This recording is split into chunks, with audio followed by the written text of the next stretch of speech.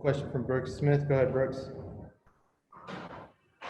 Hey, Dave, circling back to yesterday, wondering if you've heard anything from the league yet on Joe Kelly. I've seen a few guys say something about a possible suspension, but nothing solid yet. Have you heard anything? I got a call this morning from the league, and they're kind of trying to be swift about this.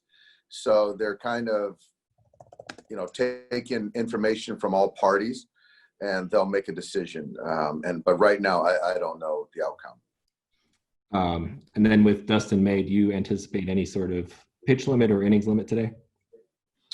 Obviously it's all contingent upon, how he's throwing, the stress of certain innings. But I think, 75 to 80 pitches is reasonable. Thank you. Yep.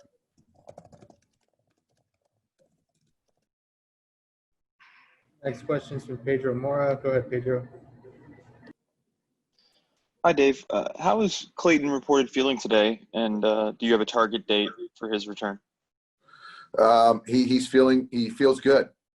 Yesterday, after that up and down went well. He'll throw on Thursday. So, obviously, with Thursday being his pen day, one of those games in Arizona, but if it's not Arizona, we'll see when it is.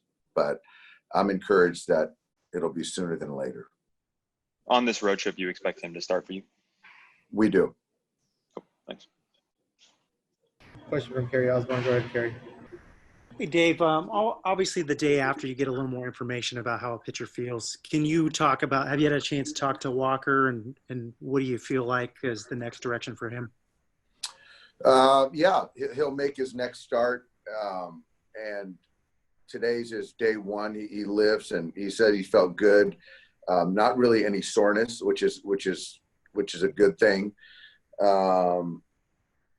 And yeah, I could have let him go a little bit longer, but just want to make sure that we build him up, the right way. But his next turn, he'll be up to 5 and 75, something like that. Thanks, Dave. Yep. Got a question from Rowan Kavner. Go ahead, Rowan.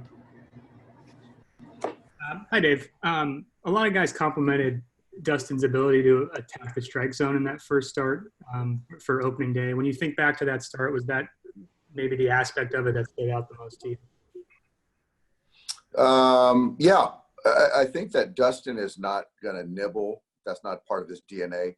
But I just think being on the attack, his command was really good. And that's where any young pitcher, where the stuff could be there, but just the consistency of his command is obviously really important. And so that certainly stood out most.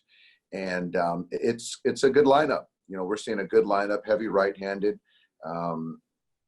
But, I think Dustin has a mix to really keep these guys at bay. Thanks.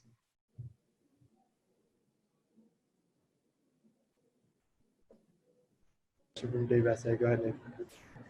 Hi, Dave. I was just wondering if you thought before the games the umpires might try to get ahead of it and issue warnings. Are you anticipating that? There was talk on the call that I had, and I think that it's a possibility, but umpires typically don't like to issue warnings before the game is played because it kind of gets players, pitchers on edge. And even if they are, it's still a judgment. So whether issues or warnings are issued or not, it's still a judgment call if there's clear intent on hitting a player. Okay, thank you. Yep. I have a question from Jorge Castillo. Go ahead, Jorge. Dave, you mentioned discipline. Did you hear anything from Major League Baseball about just the idea of players being so close together? Anything about that or possible discipline from that? Yeah, they weren't pleased. Baseball right now, we're under a microscope, which we should be. And so us as coaches, myself included, I have to do a better job of making sure guys stay on the bench. And, last night, when tempers flared, I try to get out there to kind of keep it at bay and minimize it. But I also got to make sure guys stay on the bench to follow the social distancing protocols. In that regard, is like arguing with umpires or just discussing something with them, is it awkward now, given? It's different in the sense that they gotta try to scramble to get their mask on because they're not wearing masks for the most part. Yeah, you're trying to keep that close, you're trying to keep your social distance. But if there is something, there's a confrontation. Yeah, I'm wearing my mask, and I think managers across baseball are, and you just got to be mindful of not getting too close, I guess. Thank you. Yeah. I have a question from Eric Steven. Go ahead, Eric. Dave, I'm sorry if I missed this earlier, but do you have a Friday starter, or is that still to be determined? Still to be determined. We're going to know. We should know here soon. But with the way yesterday went, we have some guys at the satellite camp. We got taxi, got options in the bullpen. So we really not ready to say who it is because we really don't know. Sure. I was just wondering if it is someone from the taxi squad. Not the taxi squad, from the satellite camp. How does that work? I know you have a taxi squad so they can sort of avoid commercial air travel. Do you charter a plane for new guys coming in, or how does that work? I would say if that's the case, that player will have to drive from USC at Los Angeles to Phoenix. Okay. So in other words, if you're going to choose someone from there, they'll probably know today. So Correct. Start driving. Correct. Okay. Yeah. Great. Thank you. Yep. Question from Bill Plunkett. Go ahead, Bill.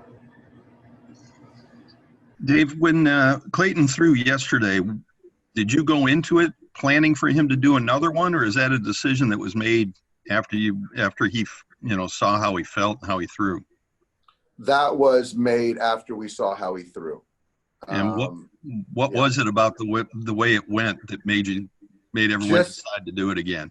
Yeah, just for him to do his normal 30, 32 pitch warm up pregame, and then to do 10, 15 pitch up and down. And for him to come out of that, we just felt that was a huge positive. And just talking to the medical staff and Mark, for him to now throw just a regular side session bullpen before a start would be the next hurdle. And so we just felt that that's the next thing to do as opposed to just getting him into a game. So that's why we chose not to just start him on Friday. Nothing about the way he threw gave you any reason to be more cautious? No, actually, it was more encouraging, if anything. And no interest in throwing to hitters or a sim game, any of that kind of thing before you get to the game? We just didn't feel that it was long enough that he had been away from that kind of action. So not really necessary. What's your perception or your sense of things as we sit here a couple hours before game time? Did last night release some tensions or increase them? I think it released. This is something that's been built up over the course of 7 months, after kind of the findings. So, yeah, I think it's just sort of kind of released. I think it was unfortunate, but I guess to spin it, it's a good thing that we got out of the way. Nobody was hurt, and we can move on and play baseball. So do you assume that when Joe Kelly blew out the window at his house, that was just his way of providing cover? I don't think that Joe is that far ahead of things. I just think it speaks to his ability or inability at times to not hit the target. Thanks, Dave. Yep. Another question from Jorge Castillo. Go ahead. Dave, did you feel the need to address the team at any point, or will you feel the need to before the game, just to make sure things don't boil over again? I'm going to talk to the guys today briefly about leaving the bench. And I think that, Major League Baseball is really serious about this, as well as they should be. So I've got to reiterate how important it is for guys at any cost to stay on the bench. So are you worried that the Astros will retaliate? I know you mentioned just now you think it's over, but it takes two to decide that it's over. I'm not worried. I don't think they will. If they do, then I believe that the umpires will address it and act accordingly. Thank you. Yep. Another question from, I have a question from Ron Cervenka. Go ahead, Ron. Yeah, Doc, real quick, is Joe Kelly available tonight, or are you going to get out of town without him in there? Joe Kelly is available tonight. I think that's it. Thanks, Doc. Thanks, everybody. Thanks, guys.